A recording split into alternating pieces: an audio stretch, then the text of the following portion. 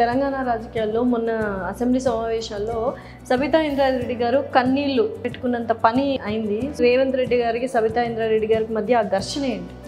ఘర్షణ కాకుండా పెద్ద గీత ముందు చిన్న గీత అయిపోతాడు. ఆవిడ పార్టీలోకి వస్తే హోమ్ ఇచ్చేయాలి. ఆవిడకి ఆ హోమ్ ఆల్రెడీ చేసి ఉంది.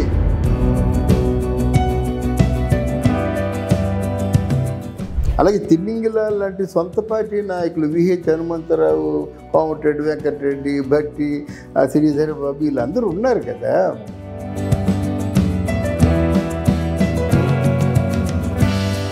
తెలంగాణ మించిపోతుందంటారు Andhra Pradesh? Yes, you are correct. ఈ టీఆర్ఎస్ని బీఆర్ఎస్గా మార్చడమే ఆయన పతనానికి కారణం.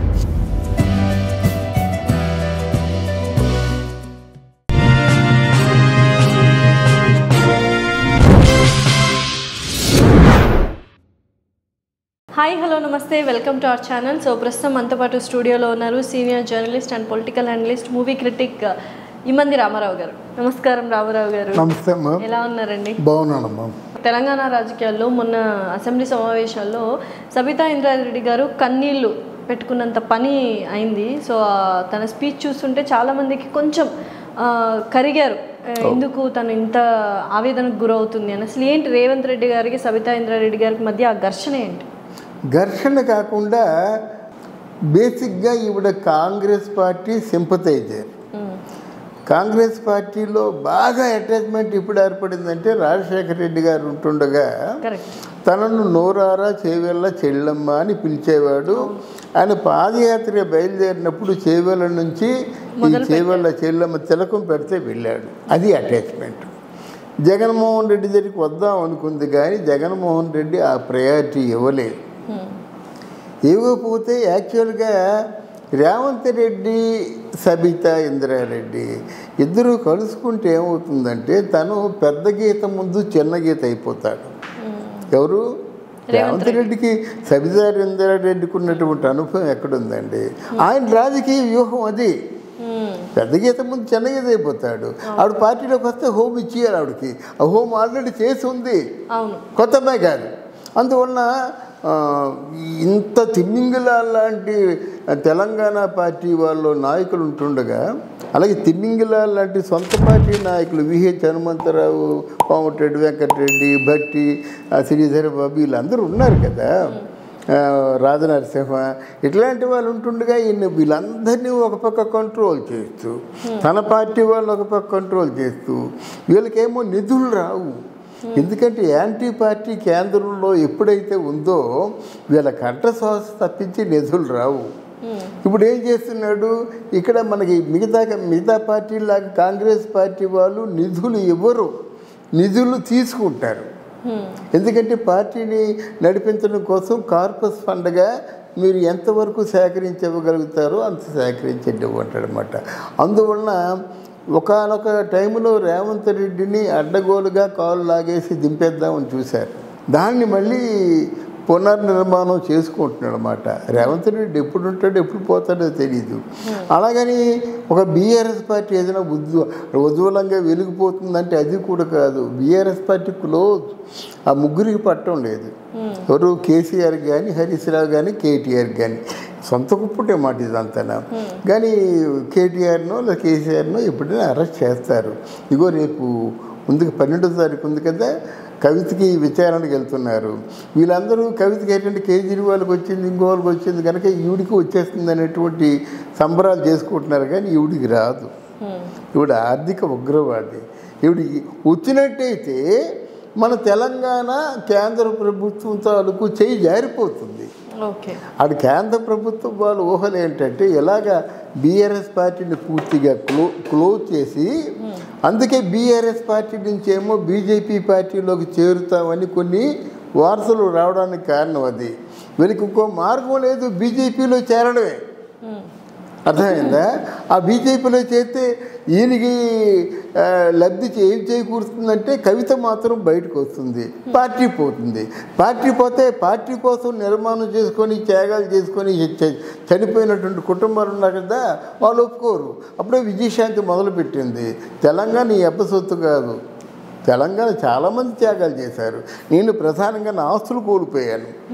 ఇక్కడ ఎంత తన ఆస్తులు తన సొంత డబ్బు ఖర్చు పెట్టింది, ఎవరు రూపాయి ఇవ్వలేదు. ఇలాంటి వాళ్ళు లేచిపోతున్నారు అనమాట. ముందుకెళ్తే నుయ్యి, వెనక్కి వెళ్తే గొయ్యి. కవితని రప్పించుకోవాలంటే మొత్తం తను పార్టీనే కోల్పోవలసి వస్తుంది. తర్వాత తిట్లు తింటాడు కానీ కూతురు వచ్చేస్తుంది ఒకటి. ఇప్పుడు ఈయన ఎవరిలో చేరుతాడు? బీజేపీలో చేరుతాడు. బీజేపీలో చేరితే బీజేపీతో ఈయనకి ఉన్నటువంటి సత్సంబంధాలు ఏమిటి? ఆ మోడీయా, కేడీయా, బీడీయా, దాడియా ఏదో మొత్తం నోటుకొచ్చిన ఈయన కవిత ఎక్కువ వచ్చు కదా కేసీఆర్కి. కవిత చెప్పాడు, ఎవరికైనా ఉంటుంది కదా, రాడు ఎప్పుడైనా సరే నా దగ్గర రావాల్సిన వాడే కదా అని ఆయన మంచి రాజకీయ దురంధరుడు నవ్వుతూ ఉంటాడు. కానీ లేకపోతే 15 సంవత్సరాలు ఎవరు ఉంటారమ్మా, మనం ఈజీగా పసికట్టవచ్చు. ఆయన వెనుకున్నటువంటి రాజకీయ వ్యూహం చిన్నది కాదు కనుక ఇంక తప్పనిసరిగా మరి రేవంత్ రెడ్డి కూడా ఒక విధంగా దెబ్బే తీస్తాడు. ఈ బీఆర్ఎస్ కాస్త పక్క తొలపోగానే రేవంత్ రెడ్డిని దెబ్బ కొడతాడు. నిధులు ఇవ్వడు, ఇక్కడ ఉద్యమాలు బయలుదేరుతాయి. అసలు మొన్నే బీజేపీ పార్టీ బాగా రావాల్సింది. అక్కడ బండి సంజయ్ లేకపోవడం వల్ల, క్యాడర్ని కదిపే వాళ్ళు లేకపోవడం వల్ల, క్యాడర్ని కదిపే వాళ్ళకి విశ్వసనీయత లేకపోవడం వల్ల ఓడిపోయాడు. కానీ మొన్నే బీజేపీ పార్టీ గెలిచేది. రాబోయే రోజుల్లో తప్పకుండా ఈరోజు మనం చెప్పుకుంటున్నాం బీజేపీ పార్టీ గెలుస్తుంది. సో ఇంకోటి, ఎన్డీఏ కూటమిలో అటు టీడీపీ కావచ్చు, ఇటు జనసేన పార్టీ కావచ్చు, చాలా కీ రోల్ పోషించాయి. అది అందరికీ తెలిసిన విషయమే. కనుక వాళ్ళు మెచ్చి 15,000 కోట్ల రూపాయలు అమరావతికి కేటాయించడం జరిగింది, ఆంధ్రప్రదేశ్ డెవలప్మెంట్కి. సో అలా కేటాయించారు కాబట్టి తెలంగాణను మించిపోతుందంటారా ఆంధ్రప్రదేశ్? Yes, you are correct. ఎందుకంటే సెపరేట్ అయిపోయిన తర్వాత వాళ్ళు రాజధాని కట్టుకున్నప్పుడేమో వాళ్ళకి ఉన్నాయి. ఇక్కడ జరిగిన పొరపాటు ఏంటంటే కేసీఆర్ మైండ్ గేమ్ ఆడాడు. అది ఎలాంటి మైండ్ గేమ్ అంటే తెలంగాణ రాష్ట్రం ధనవంతమైన రాష్ట్రం. వాళ్ళు చెప్పారు కదా కరెంట్ ఇవ్వమని, ఇస్తున్నామా లేదా? వాళ్ళు చెప్పారు కదా నీళ్ళు ఇవ్వమని, ఇస్తున్నామా లేదా? వాళ్ళు అంతకంటే మేము చెప్పని పథకాలు కూడా ఇస్తున్నామని చెప్పేసి ఒక పిచ్చి కోత కూశాడు. ఈ టీఆర్ఎస్ని బీఆర్ఎస్గా మార్చడమే ఆయన పతనానికి కారణం. రెండోది ఏంటంటే భారతదేశంలో ఉన్న 28 రాష్ట్రాలు, దీంతో 28 రాష్ట్రాల్లో ఉన్నటువంటి ముఖ్యమంత్రులకి నేను ఫండింగ్ ఇస్తానయ్యా, నా వెనక రండి అన్నాడు. నేను ఫండింగ్ ఇస్తానయ్యా అని చెప్తే ఎంత డబ్బు ఆయన దగ్గర ఉండాలి? ఎవరైనా అనుకుంటారు కదా, మీరందరికీ నేను ఫండింగ్ ఇస్తాను, నన్ను ప్రధానమంత్రిని చేయండి అన్నాడు. అది ఆయన కొంప ముంచేసింది.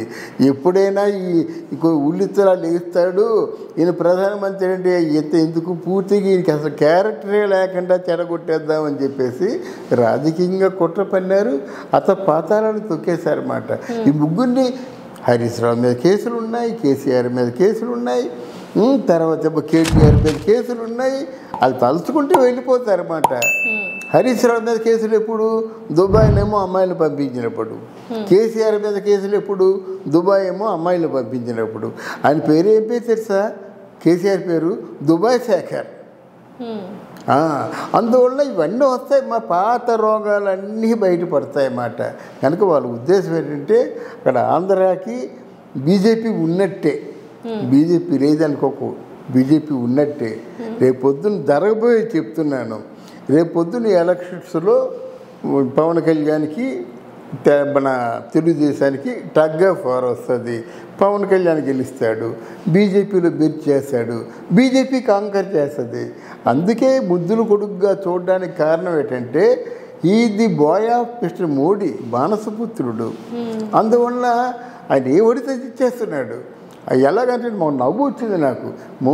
మోదీజీ పవన్ కళ్యాణ్, నేను ఎప్పుడూ ఎవరిని అడగలేదు, నా జీవితంలో మొట్టమొదటిసారిగా మిమ్మల్ని అడుగుతున్నాను, మా ఆంధ్రప్రదేశ్కి 1,00,000 ఓట్లు కావాలన్నాడు. ఇచ్చాడు.